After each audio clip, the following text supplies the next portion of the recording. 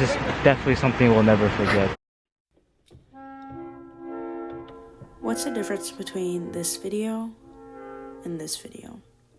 Well, for starters, the first one I'm in Korea and the second one I'm in Clemson, South Carolina. But more importantly, I was sad as shit in this video. This is the face of someone who was burnt out, overwhelmed, sad, and at an all-time low when it came to self-confidence. I told myself on the plane to Korea that I was gonna have a fresh start here. I didn't really know how to go about it though. And quite frankly, I really didn't know what I wanted. I ended up making amazing friends, and way more of them than I deserve.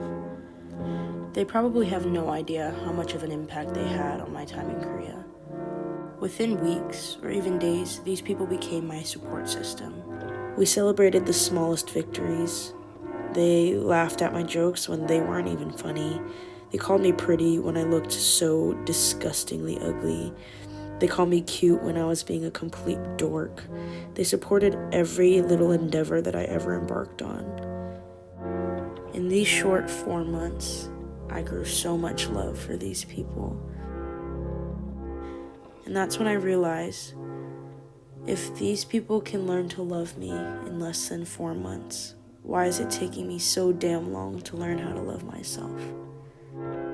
With their constant support and encouragement, I finally grew the courage to learn to love myself. I started to see myself through their eyes, and from that moment on, I was the happiest I had ever been.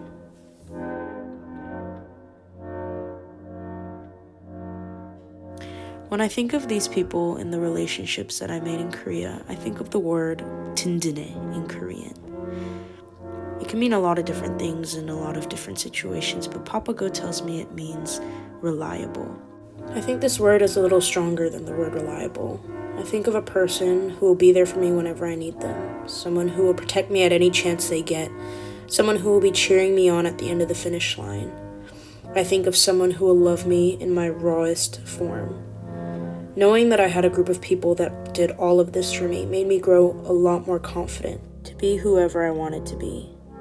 Knowing that whoever I became or whatever I did, that they'd be waiting for me with open arms to hug me and say how proud they are of me.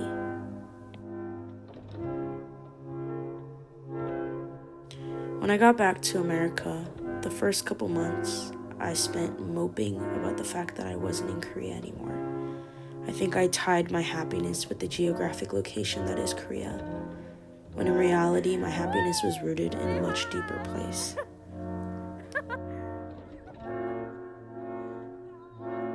It wasn't the beaches in Busan, or the millions of pictures we took in the photo booth, or the daily visits we made to the claw machine.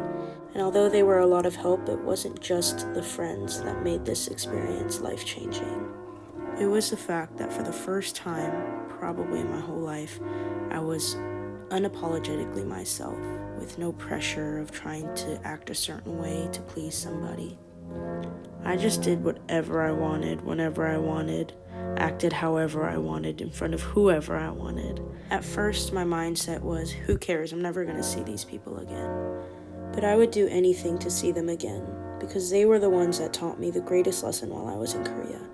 That the key to being the happiest version of myself is by being completely and unapologetically me.